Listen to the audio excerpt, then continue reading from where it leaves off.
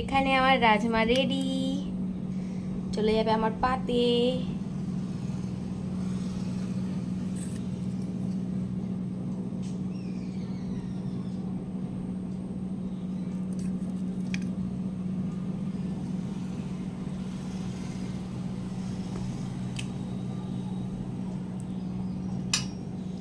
এখানে আমি খাবারের থালা নিয়ে বসে গেছি খেতে। তো সবার খাওয়া হয়ে গেছে মোটামুটি। আর ইলিশ মাছগুলো রেখে দিয়েছি, ওগুলো রাত সন্ধ্যাবেলা হবে বিরিয়ানি, ইলিশ বিরিয়ানি।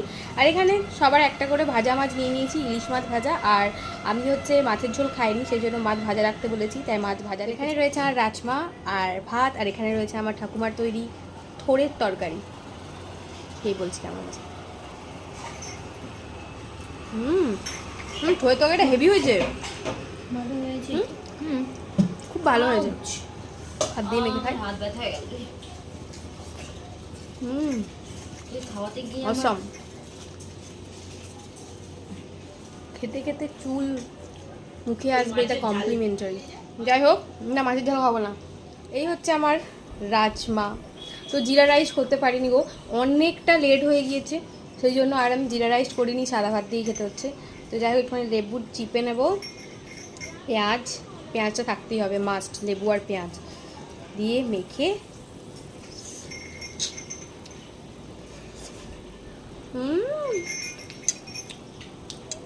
পেঁয়াজে কামড়।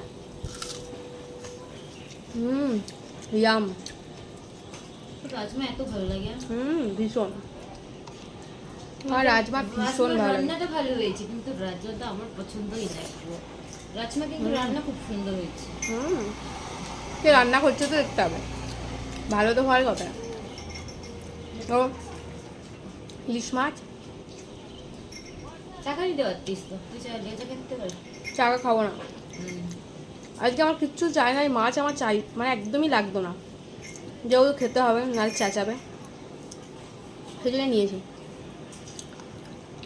আমার তো রাজমা আর এটাই দুর্ধর্ষ কম্বিনেশন। আর রাজমা আর সাদা ভাত হলেই হবে। মাছ ঝাল নেবনি। রাজমা যা আছে সে আবার মাছের চাল পাবে। রাজমাই পছন্দ। আমার ভাইয়ের আমি রাজমা দিয়েই পুরো ভাত খাই, ও আজকে পুরো রাজমা দিয়েই ভাত খেয়েছে, আর ইলিশ মাছটা খেয়েছে, আর কিচ্ছু খায়নি। তো এখানে আমি খাচ্ছি,